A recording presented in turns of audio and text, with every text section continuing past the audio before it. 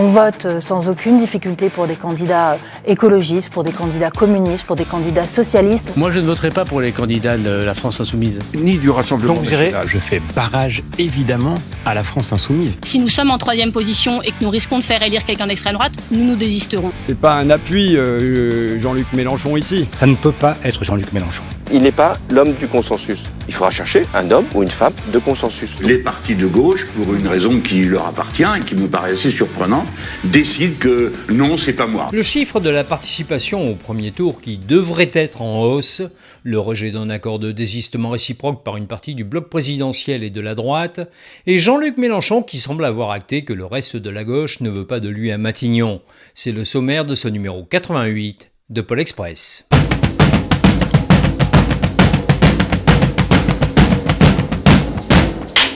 À l'évidence, les Français ont saisi l'importance du scrutin qui vient. L'Institut Ipsos estime aujourd'hui que la participation devrait avoisiner dimanche les 63%.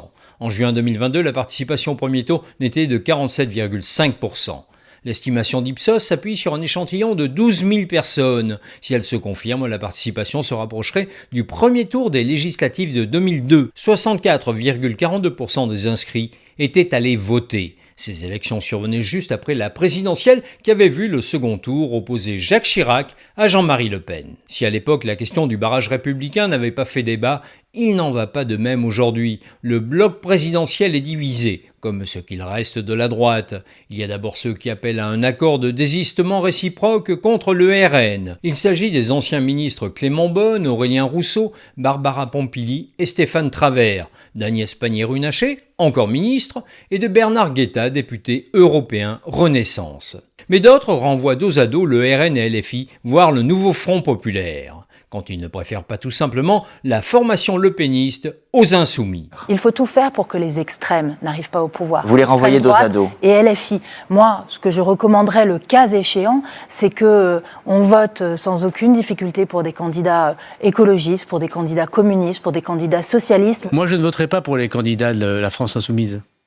Et je ne voterai pas pour les candidats du Rassemblement national. Je ne ferai pas le choix de la France Insoumise, ni du Rassemblement national. Il y a un candidat de la France Insoumise, en l'occurrence un candidat du Front populaire, face à un candidat du Rassemblement national. Pour qui votez-vous ? Ah mais moi j'ai aucun problème, je fais barrage évidemment à la France Insoumise et cette alliance de la gauche aujourd'hui. On fera remarquer à ces nobles esprits que, quoi qu'il arrive, LFI n'obtiendra pas la majorité absolue. En vertu de l'accord qui cimente le nouveau Front populaire, la formation de Jean-Luc Mélenchon ne présente que 229 candidats. Il en faut 289 pour atteindre la majorité absolue. En revanche, le Rassemblement national, avec ses 498 candidats auxquels viennent s'ajouter les 59 partisans d'Éric Ciotti, peut très bien atteindre la dite majorité absolue. Quoi qu'il en soit, ce nini est une vraie peau de chien, au point que Marine Tondelier a pris sa plume. Si nous sommes en troisième position et que nous risquons de faire élire quelqu'un d'extrême droite, nous désisterons. J'écrirai aujourd'hui aux chefs des différents partis de la majorité présidentielle, parce que ce qu'il faut que les gens sachent, c'est que les sondages montrent que ce désistement républicain pourrait faire basculer des dizaines de circonscriptions à l'extrême droite ou pas, selon que la consigne est tenue ou pas par tous les partis de ce pays. Pour l'heure, la patronne des écologistes n'a pas reçu de réponse. Le blocage autour du désistement républicain porte un nom, celui de Jean-Luc Mélenchon. C'est ce que disent les sondages, comme celui-ci réalisé par Odoxa. Jean-Luc Mélenchon est davantage perçu comme un handicap plutôt qu'un atout par les Français et par les électeurs de gauche. Du coup, l'étiquette LFI devient difficile à porter si l'on en croit le sondage livré par Ipsos aujourd'hui. 14% des électeurs ne voteront pas pour le nouveau Front populaire parce que le candidat est encarté à la France insoumise. Pour François Ruffin, Jean-Luc Mélenchon est devenu un boulet. C'est pas un appui Jean-Luc Mélenchon ici. Voilà. C'est plutôt quelque chose qui repousse les électeurs. C'est un obstacle pour vous aujourd'hui, Jean-Luc Mélenchon ? Je pense que c'est un obstacle à la victoire du Front populaire. Adrien Quatennens a aussitôt réagi sur X. C'est plus du melon là, c'est une pastèque. Attention, à force de gonfler, ça va exploser. Si Mélenchon et la FI ne t'avaient pas investi, tu n'existerais pas. Et aujourd'hui, tirer contre lui est ton assurance vie. Si belle soit-elle, la Picardie n'est pas le pays. Rejoins le RN direct, on gagnera du temps et de l'énergie. Hier, Jean-Luc Mélenchon semblait déconcerté par la charge du député sortant de la Somme. François Ruffin doit quitter la France Insoumise. Je crois qu'il en est parti tout seul, alors donc il n'y a même pas besoin de lui demander de la quitter. Il a dit qu'en toute hypothèse, il n'avait plus rien à voir avec ça. Nous l'avons investi. Je ne sais pas ce qui me vaut de sa part une telle hargne, parce que c'est parce que la France Insoumise l'a investi une première fois et une seconde qu'il a été élu la première. Mais je ne dirai de mal de personne, même pas de François Hollande, qui vient pourtant d'en dire beaucoup de moi. Oui, hier c'était la Saint-Jean-Luc. Et ils étaient tous au rendez-vous pour lui souhaiter une retraite paisible chez les moines trappistes, à commencer par le roi du scooter et de la blagounette réunie. Dans la gauche, de toute la gauche, il a été convenu qu'il ne pouvait plus être celui qui devait diriger. Lui continue de... Mais il peut continuer. Ouais. Il continue à parler. Et autour de lui, au sein de la France Insoumise, de la même sans doute que... Oui, il est disqualifié. C'est-à-dire qu'il n'est pas reconnu pour pouvoir être celui qui doit gouverner le pays.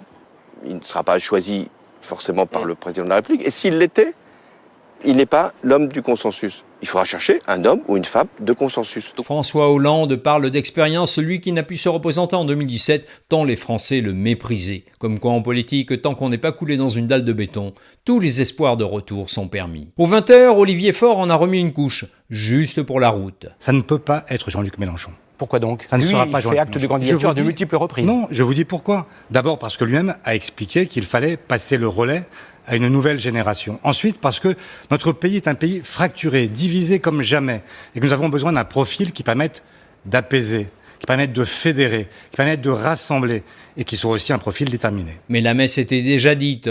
De guerre lasse, le chef de file des Insoumis a jeté l'éponge. Je ne dis ni oui ni non, je suis obligé, tout le monde peut le comprendre, de tenir compte de deux aspects, ou de trois. Le premier, c'est que je m'en sens capable, vous m'en voulez pas trop. Le deuxième, c'est que les partis de gauche, pour une raison qui leur appartient et qui me paraît assez surprenante, décident que non, c'est pas moi.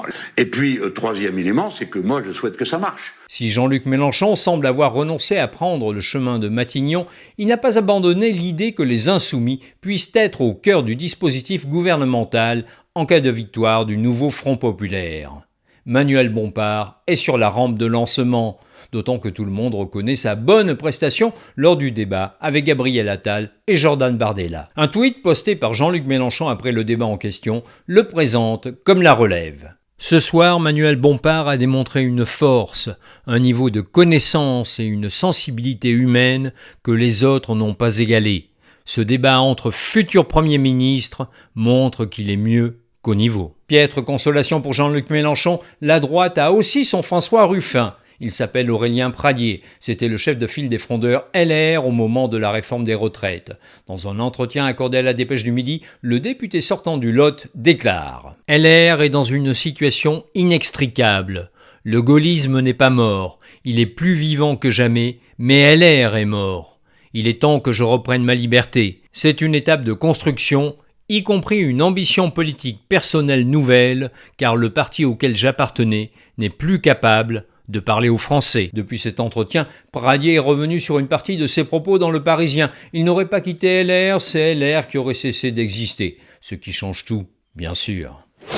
Dimanche, c'est le premier tour d'une élection qui restera dans l'histoire. Je ne vous dirai pas pour qui voter. D'abord parce que ce n'est pas mon rôle, ensuite parce que vous ferez bien ce que vous voulez dans le secret de l'isoloir. Ça s'appelle la démocratie.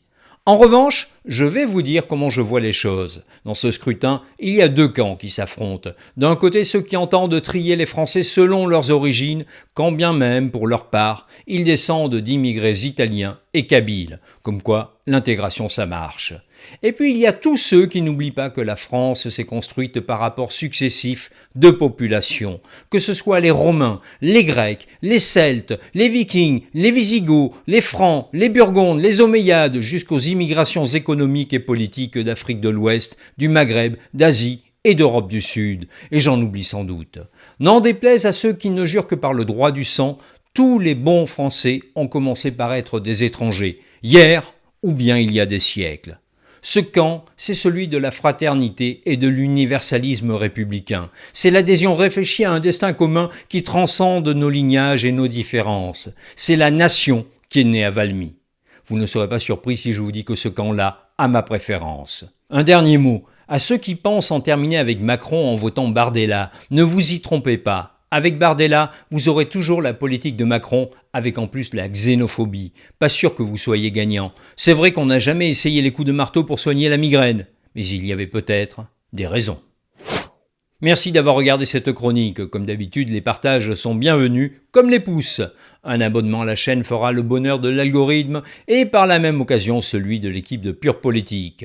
Pour nous soutenir financièrement, c'est sur DonorBox que ça se passe. Vos dons constituent l'essentiel de nos ressources. C'est grâce à eux que nous pouvons nous développer. À ce sujet, je vous invite d'ailleurs à regarder le 2e numéro du Tour de la Question, notre nouvelle émission réalisée et présentée par Antoine Etcheto. Elle est consacrée aux différents scénarios de cohabitation qui pourraient se mettre en place après le 7 juillet. Allez voter, c'est important. On se retrouve lundi prochain pour commenter les résultats.